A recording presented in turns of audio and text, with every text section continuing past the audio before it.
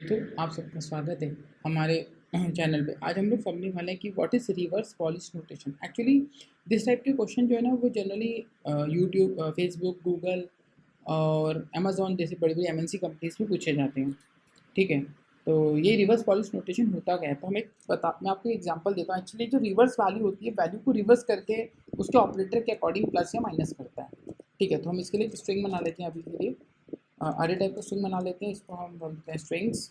और यहाँ पे हम उसको डिफाइन करते हैं, जैसे मान लीजिए मैंने एक 5 बना लिया, एक 6 बना लेता हूँ और एक प्लस ऑपरेटर दे देता हूँ। तो अब ये ना कुछ ऐसा बन जाएगा। देखिए इसमें ना लास्ट वैल्यू को हम पॉप करते हैं और नई वैल्यू को पुश करते हैं उसके अंदर। ठीक है? तो लास्ट वैल्यू जो स्टैक, हम एक्चुअली हमको यहाँ पे स्टैक यूज़ करना पड़ेगा इसको मैनेज करने के लिए, क्योंकि हमें वैल्यू को हटाना भी है और नई वैल्यू अपडेट भी करनी है। तो हम यहाँ पे स्टैक का यूज़ करेंगे।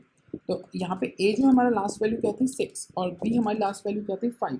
अब इन दोनों को हम प्लस करेंगे तो वो हमारा कुछ ए प्लस बी बन के बन जाएगा 11।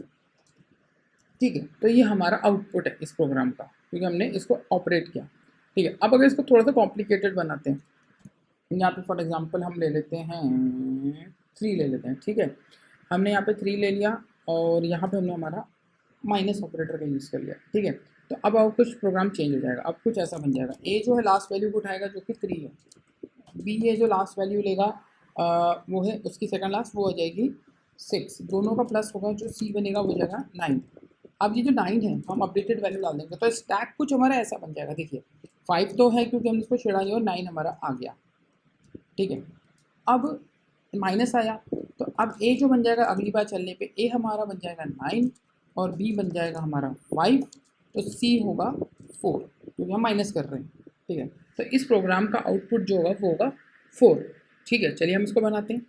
इसके लिए हमें एक फॉर लूप चलानी पड़ेगी स्ट्रिंग के ऊपर। स्ट्रिंग ले लेते हैं, इसको हम str ले लेते हैं और यहाँ पर हमारे स्ट्रिंग्स को डिफाइन कर लेते हैं। ठीक है? इसके बाद में अब हमारे को देखिए वैल्यूज़ को नॉर्मल तो हमें स्टैक के अंदर से पुश ही करना है, लेकिन मेन लॉजिक जो प्लस और माइनस या मतलब ऑपरेटर्स के साथ में, तो पहले मेन लॉजिक बनाते हैं। तो स्ट्रिंग डॉट इक्वल्स लेते हैं, पहले हम प्लस ऑपरेटर को ले लेते हैं यहाँ पे। ठीक है? प्लस ऑपरेटर मैंने आपको कहा था कि स्टैक से आपको निकालना, तो स्टैक को डिफाइन कर लीजिए। यहाँ पे एक स्टैक बना लेते हैं इंटीजर टाइप का हमारा। ठीक है? ये हमारा स्टैक बन गया। हम इसको न्यू स्टैक डिफाइन कर देते हैं। ठीक है? अब हम इसके अंदर इंट ए लेते हैं और उसके अंदर हम स्टैक की वैल्यू को पॉप करते हैं। मैंने कहा था हम वैल्यू को पॉप करेंगे, तो यहाँ पे हम वैल्यू पॉप कर रहे हैं। लास्ट वैल्यू हमारी इसके 3 होगी, तो हमारा ए जो है वो यहाँ पे 3 बनेगा।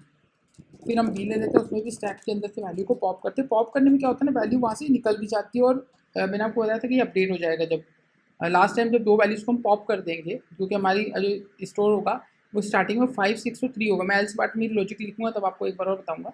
लेकिन अभी हम 5 और 6 को 6 और 3 को निकाल देंगे, तो इसमें सिर्फ स्टैक के पास सिर्फ 5 रह जाएगा, इस स्टैक के पास। ठीक है?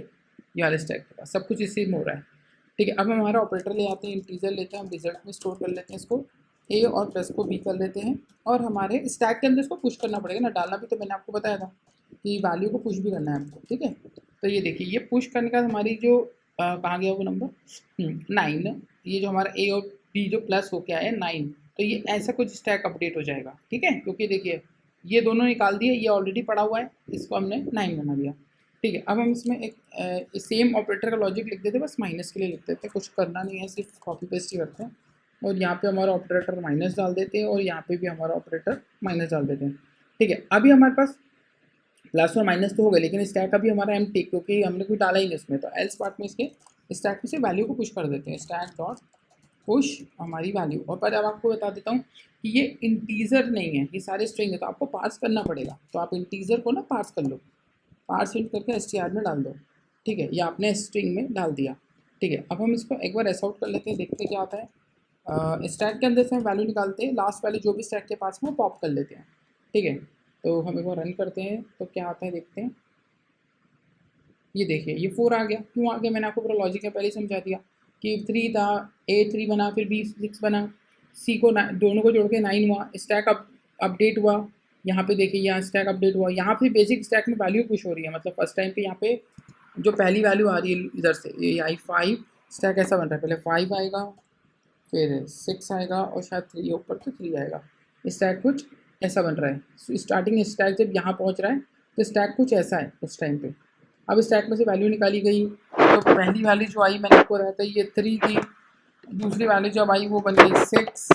ठीक है, इन दोनों का प्लस हुआ तो बन गया 9, स्टैक अपडेट होके कुछ ऐसा बन गया, क्योंकि ये दो लोग वैल्यू मैंने पॉप कर दी, मैंने कहा था निकल जाती हैं, तो वैल्यू में 5 तो पड़ा ही हुआ है क्योंकि 5 को कुछ नहीं करा, और ये 9 आ गया यहाँ पे इस स्टैक में, ये आ गया। अब इसके बाद में जब माइनस ऑपरेटर आया, ठीक है, तो माइनस ऑपरेटर से क्या हुआ, ए की वैल्यू क्या बन गई हमारी वापस से, ए बन गया हमारा लेटेस्ट वाला जो कि था 9, ठीक है, और बी हमारा पुराना वाला बन गया 5।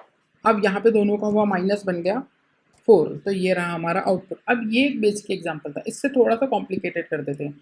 अब इस 9 के अंदर हम 10 को प्लस कर देते हैं, तो ऐसा भी ये हो सकता है। ये ज़रूरी नहीं है कि हमेशा नंबर्स पहले आएंगे और ऑपरेटर्स बाद में आएंगे, ये भी हो सकता है कि नंबर्स आने के बाद ऑपरेटर आने के फिर नंबर आके फिर ऑपरेटर आ जाए, ये भी रिवर्स पॉलिश रोटेशन में पॉसिबल है। अब हम इसको प्लस करते तो 14 आना चाहिए, ये देखिए ये आ गया 14। इट मीन्स ये आपको रिवर्स पॉलिश नोटेशन का लॉजिक समझ में आया होगा। एक्चुअली मैंने आपको पहले भी बता दिया कि ये तो बड़ी कंपनीज में एमएनसीज में ही पूछे जाने वाले क्वेश्चन हैं, बट अगर आप एमएनसी के लिए तैयारी गूगल के या फेसबुक इंस्टाग्राम के बूस्ट करना, फेसबुक कंपनी मेटा के लिए तैयारी कर रहे हैं, अमेजोन के लिए कर रहे हैं, तो ये आपके लिए बहुत बेनिफिट वाला क्वेश्चन रहेगा, क्योंकि इस टाइप के क्वेश्चन एमएनसीज में पूछे जाते हैं। आई होप आपको समझ में आया होगा। अगर आपको कोई भी कन्फ्यूजन है तो कमेंट बॉक्स में पूछ सकते हैं। Thank you for watching the video. Thank you very much.